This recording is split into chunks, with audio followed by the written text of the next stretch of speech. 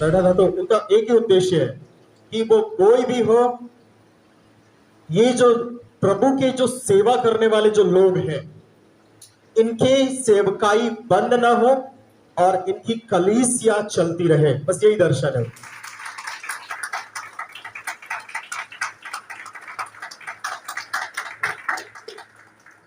ईसाई समाज का सशक्तिकरण, प्राथमिकताओं को क्रमवार संयोजना, परमेश्वर के राज्य की स्थापना छत्तीसगढ़ क्रिश्चियन फोरम का लक्ष्य है।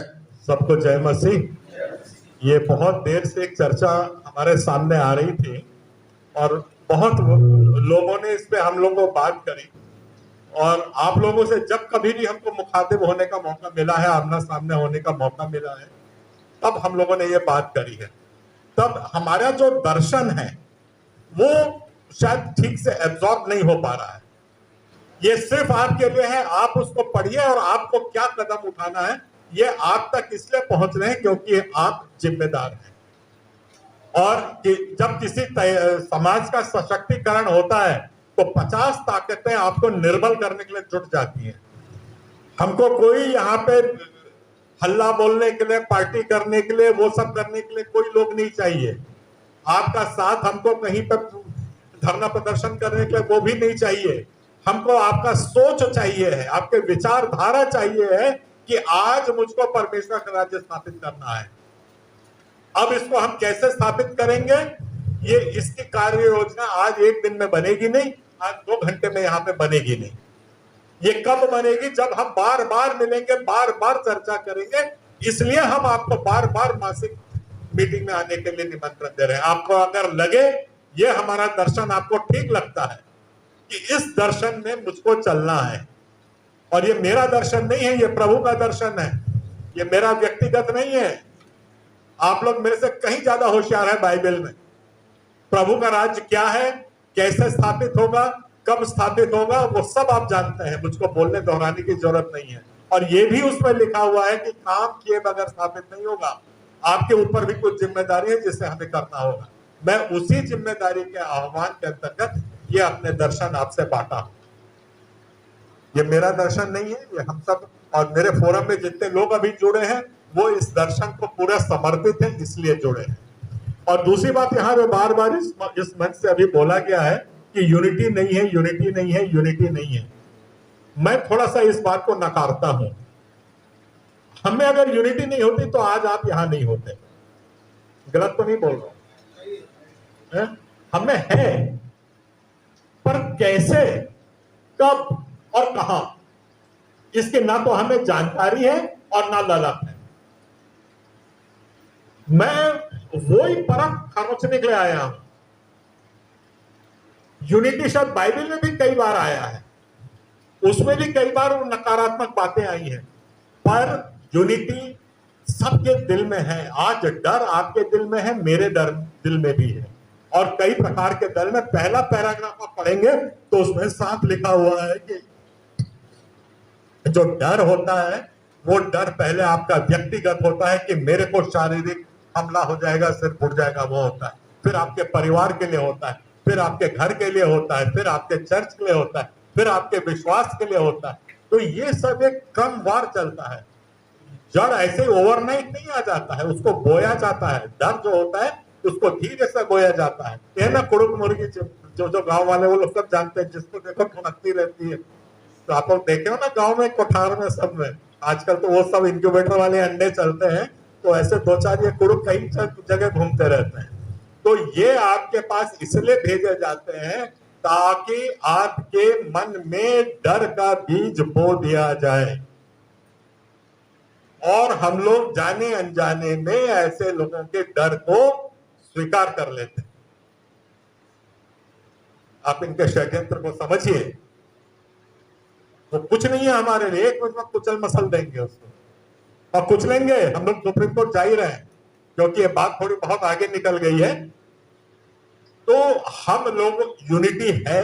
अब हमको थोड़ा सा मंथन करना है कि इस जो हमारे संगठित हम लोग हो रहे हैं, मन में सबके है कि हमको एक होना है, पर कैसे होना है इसके ऊपर मैं 5 मिनट के बाद थोड़ा सा आता हूं आपको। क्योंकि यहाँ पे अभी इस वक्त हाल ही में हरीश जी घटना हुई है, हाँ, ये हरीश जी के यहाँ पे जो घटना हुई है, इसलिए थोड़ा सा इसको उस रेफरेंस में लेके जा रहा हूँ। नहीं तो मैं उस घटना के बारे में बात करना अपने आप को छोटा करना समझता हूँ, पूरे समाज को अपमानित करना सोचता हूँ। कोई जरूरत नहीं है ऐसे कुत्तों के बारे में बात करने की। आपने देखा वो मदारी डमरू लेके आता है, गांव में बजाता रहता, वैसे आए थे, कूद रहे, नाच रहे। और बहुत दाद देता हूँ हमारे पादरी को और उन लड़कियों को जिनको मैंने वीडियो पे देखा, एक भय का अंश नहीं था उनके चेहरे। बताइए गलत बोल रहा हो तो। मैं वो वीडियो बहुत 10 बार देख रहा, वो 4-5 लड़कियां थी, मैं जानता नहीं, ये उल्टा हंस रही थी उनके ऊपर कि मदारी के बंदर अच्छा नहीं नाच रहा है। ये स्थिति हमको चाहिए। भय रहित समाचार हम समाज बनाएंगे, तब हम तरक्की और आगे करेंगे। और आगे कहां जाएंगे आप परमेश्वर के राज्य की स्थापना करने के लिए जाएंगे, जिसका बेड़ा आपने पादरी बन के उठा लिया है। अब उठाएंगे नहीं, आप उठा चुके हैं, और उसके राज्य को स्थापित करना आपकी बिल्कुल जिम्मेदारी है, बन चुकी है। अब आपको नहीं मालूम है कि हमें करना क्या है, बस इतनी सी एक अपने पास अभी अड़चन है। भिलाई के बारे में बात बताता हूं, पिछले 2 साल से 13 हमले वहां पे ये कर चुकी है, अन्य समाज में 6 हमले कर चुकी है, और इसके ऊपर पुलिस काम नहीं कर रही है। तो थोड़ा सा गणित लगा लीजिए कि वो अपने दम पे काम नहीं कर रही है। गलत तो नहीं बोल रहा हूं। अब अपने दम पे वो काम नहीं कर रही है, तो हमको इस मुर्गी को देखना है कि जो उसको दम दे रहा है उसको देखना है। हमको क्या है, जड़ को खत्म करना है। जो हमारे मसीही समाज में डर पैदा करता है, भय पैदा करता है, उसको वही नस्ते नाबूद कर देना। और यहाँ पे बड़े बड़े वहां पे संगठन है जो हमको पांव तक नहीं रखने दे रहे हैं। वहां हमले हो गए, मारा पीटी हो गई, कुल्हाड़ी से हमारे पादरियों के सिर पर मार दिया, वो हट गया तो दीवार में कुल्हाड़ी गिर गई, सब लेके भाग गए, और एक भी FIR नहीं हो पाया है। तो उनपे एक भी FIR वहां पे नहीं हुआ। 13 हमले हुए हैं उस चर्चों में, 6 हमले हुए हैं अन्य समाजों में जिनने किया है, और एक भी FIR नहीं हुआ है। और बाइबल ने अहम के बारे में क्या बोला, मुझे कोई बोलने की जरूरत नहीं। वही एक ऐसा कैंसर है अहम, जो पूरे सब कुछ को ले डूबेगा। उस अहम के चलते उन लोगों ने वहां पे कुछ कर नहीं पाए, एक भी FIR नहीं हुआ। विश्वास क्या है और समाज को कहां लेके जाना है, बस वही 2 चीजें अपनी है।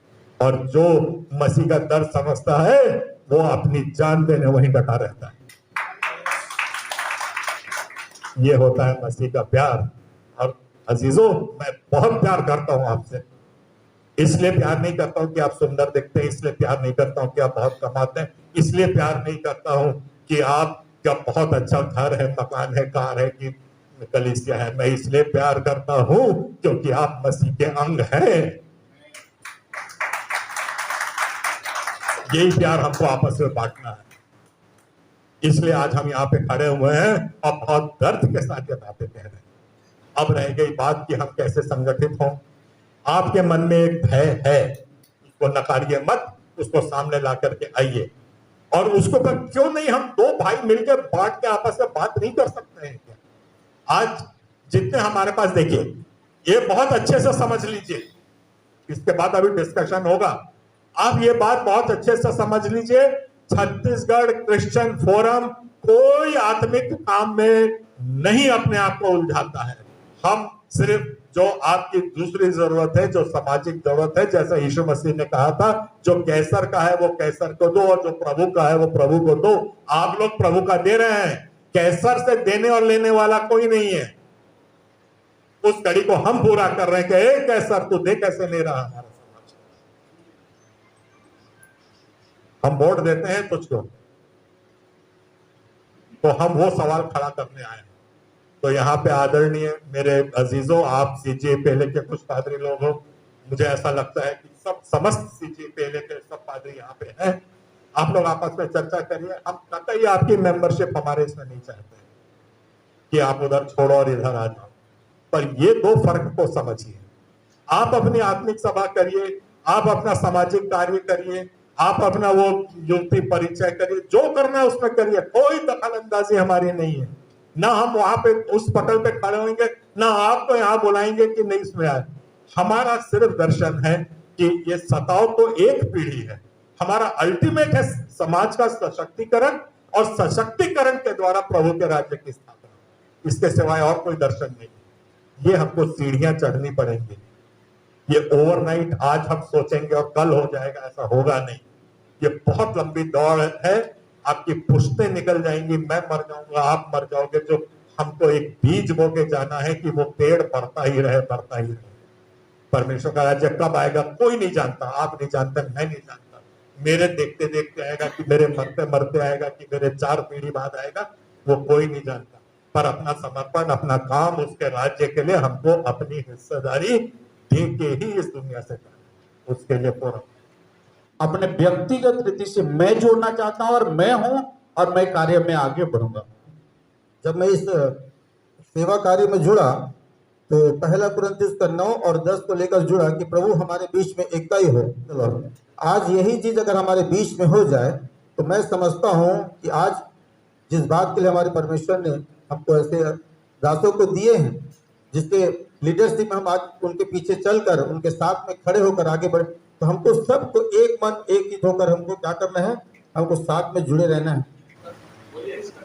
पन्नालाल अंकल के विषय में जो लगातार हमारे बीच में सेवाएं दे रहे हैं और मैं व्यक्तिगत रीति से बिल्कुल तैयार हूँ, क्योंकि मैं जानती हूँ कि अगर हम तैयार हैं तो हमारे पीछे लोग चलेंगे। मैं भी क्रिश्चियन फोरम के साथ हूँ, मैं धमतरी जिले से हूँ, फिर भी मैं इस फोरम के साथ बहुत समय से मिला था और आज मैं सच में कहता हूँ मैं व्यक्तिगत रूप से मैं इस फोरम के साथ में हूँ।